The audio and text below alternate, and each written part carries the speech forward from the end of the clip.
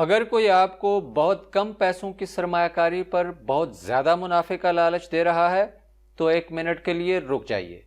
یہ ایک پونزی اسکیم ہو سکتی ہے، لیکن پونزی اسکیم ہوتی کیا ہے اور یہ پونزی کون ہے؟ آج ہماری ویڈیو اسی کے بارے میں ہے۔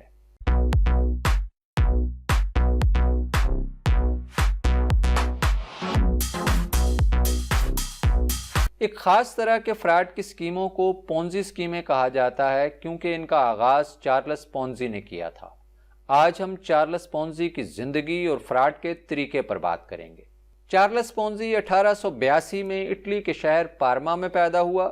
وہ 1903 میں امریکی شہر بوسٹن پہنچا۔ وہ بتاتا ہے کہ راستے میں بحری جہاز پر جوئے میں اس نے اپنی تمام رقم ہار دی تھی، اور جب وہ امریکہ پہنچا تو اس کی جیب میں صرف $2.5 بچے تھے۔ امریکہ میں اس نے چھوٹی موٹی ملازمتیں کیں۔ 1907 میں وہ کینیڈا چلا گیا اور وہاں ایک بینک میں جاب شروع کر دی۔ بینک کا جب دیوالیہ نکل گیا تو پونزی دانے دانے کو محتاج ہو گیا۔ اس نے ایک چیک کے ذریعے فراڈ کرنے کی کوشش کی مگر پکڑا گیا اور 3 سال کے لیے جیل چلا گیا۔ جیل سے باہر نکل کر اس نے اطالوی باشندوں کو امریکہ سمگل کرنے کا کام شروع کر دیا، لیکن جلد ہی دوبارہ پکڑا گیا اور 2 برس تک جیل میں رہا۔ 1918 میں وہ بوسٹن آیا اور شادی کی، اور یہاں فراڈ کی اس بدنام زمانہ اسکیم کا جنم ہوا جسے پونزی اسکیم کے نام سے جانا جاتا ہے۔ ہوا یوں کہ اسے اسپین کی ایک کمپنی سے خط ملا جس میں انٹرنیشنل رپلائی کوپن تھا، جس کے بدلے امریکی ڈاک ٹکٹ حاصل کیے جا سکتے تھے۔ اس زمانے میں یہ کوپن مختلف ممالک کے محکمہ ڈاک جاری کیا کرتے تھے، تو ایسا ممکن تھا کہ ایک سستے ملک اٹلی میں 5 سینٹ میں خریدے گئے کوپن کے بدلے جب امریکہ جیسے امیر ملک کے ڈاک ٹکٹ لیے جائیں تو ان کی مالیت 20 سینٹ ہو۔ چارلس پونزی نے دوسرے ممالک سے یہ کوپن خرید کر امریکہ میں بیچنے شروع کر دیے۔ بعض لوگوں کے مطابق پونزی نے اس طرح اصل رقم سے 4 گنا زیادہ منافع کمایا۔ پونزی نے سکوٹیز ایکسچینج کمپنی کے نام سے اپنی کمپنی بنا لی اور اپنے ارد گرد کے لوگوں کو 45 دنوں میں 50% اور 90 دنوں میں 100% منافع دینے کا لالچ دے کر ان سے پیسے لینے شروع کر دیے۔ شہر شہر اپنے ایجنٹ اور بروکر تیار کیے جو سرمایہ کاروں کو پھانستے، سرمایہ کاری کے لیے تیار کرتے۔ چند مہینوں میں پونزی کی کمپنی کا سرمایہ $20 ملین تک پہنچ گیا۔ پونزی نے سرمایہ کاروں کو یہ یقین دلایا کہ وہ دوسرے ممالک میں اپنے ایجنٹس کو رقم بیچتا ہے اور وہ اسے ان ممالک سے ڈاک کے کوپن خرید کر بھیجتے ہیں، جن کے بدلے پونزی امریکی ڈاک ٹکٹ حاصل کر کے بہت زیادہ منافع پر بیچتا ہے۔ پونزی نے ابتدائی سرمایہ کاروں کو نہایت ایمانداری سے منافع دیا اور مطالبے پر اصل رقم بھی واپس کی۔ اس طرح پونزی کی شہرت دور دور تک پھیلنے لگی۔ فراڈ کی یہ اسکیم بے انتہا کامیاب رہی۔ فروری 1920 میں پونزی نے $5000 منافع کمایا۔ مارچ میں یہ منافع $30,000 ہو گیا۔ مئی میں یہ $4.25 لاکھ ہو چکا تھا۔ پھر ایک ایسا وقت آیا جب چارلس پونزی ایک دن میں $2.5 لاکھ کما رہا تھا۔ آج کے حساب سے یہ تقریباً $33 لاکھ روزانہ بنتے ہیں۔ سرمایہ کاروں کو وہ ڈاک کے ذریعے ان کی سٹیٹمنٹس بیچتا تھا کہ تمہاری رقم دن دگنی رات چوگنی بڑھ رہی ہے۔ پونزی نے محل نما رہائش گاہ خریدی اور بادشاہوں جیسی زندگی گزارنے لگا۔ چارلس پونزی کی یہ شرح منافع دیکھ کر کلیرنس بیرن نامی ایک صحافی کی توجہ اس کی جانب مبذول ہوئی۔ بیرن کو جدید معاشی صحافت کا باپ سمجھا جاتا ہے۔ وہ ڈو جونز اینڈ کمپنی کا صدر اور وال سٹریٹ جرنل کا چلانے والا شخص بھی رہا ہے۔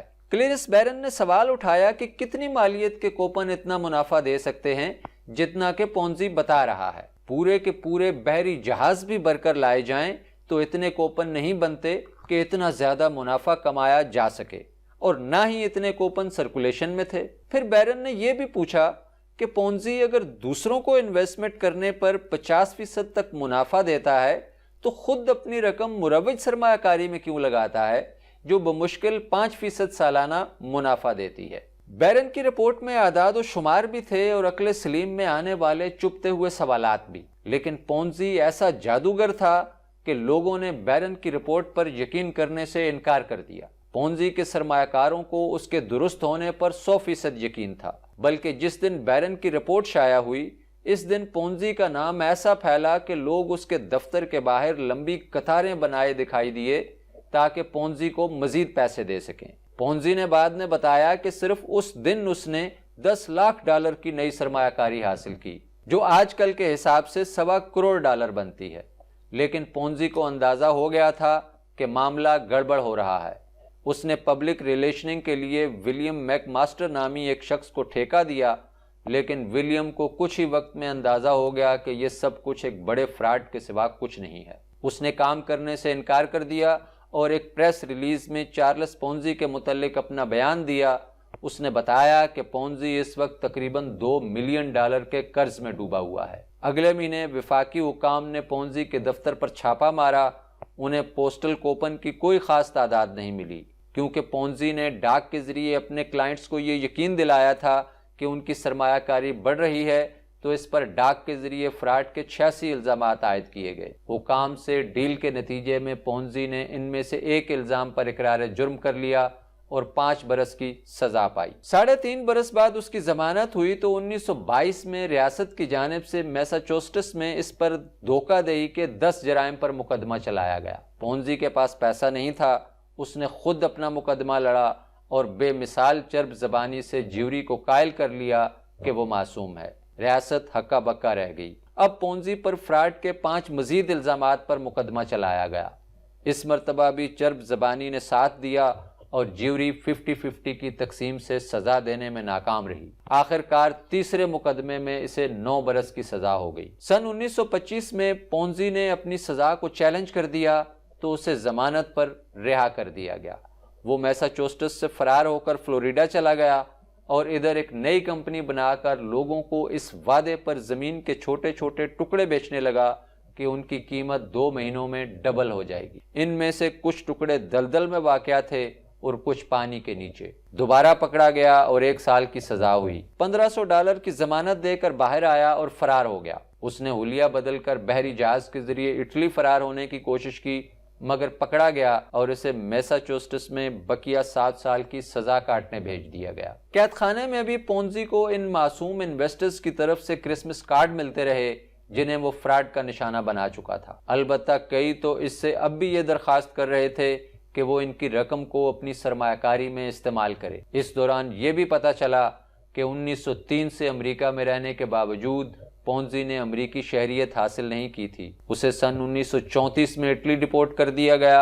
اٹلی میں بھی اس نے فراڈ کرنے کی کوششیں کیں، مگر اٹلی کے لوگ سیانے نکلے، وہ اس کے جھانسے میں نہ آئے۔ پونزی نے اطالوی ایئر لائن میں ملازمت حاصل کی اور برازیل میں بطور ایجنٹ چلا گیا۔ اسی اثناء میں دوسری جنگ عظیم چھڑ گئی اور ایئر لائن کا دفتر بند کر دیا گیا۔ سن 1941 میں پونزی کو دل کا دورہ پڑا، جس کے بعد اس کی صحت نہایت خراب ہو گئی۔ 1948 تک وہ تقریباً اندھا ہو چکا تھا اور فالج کے نتیجے میں اس کے جسم کا دایاں حصہ مفلوج ہو گیا تھا۔ جنوری 1949 میں چارلس پونزی نے خیراتی اسپتال میں وفات پائی اور اسے لاوارثوں کی طرح دفن کیا گیا، لیکن اس کا نام اس کی فراڈی اسکیم کی وجہ سے دنیا بھر میں زندہ ہے۔ حیرت کی بات یہ ہے کہ وہ آخری دم تک یہی کہتا رہا کہ وہ معصوم ہے اور اس نے کوئی جرم نہیں کیا۔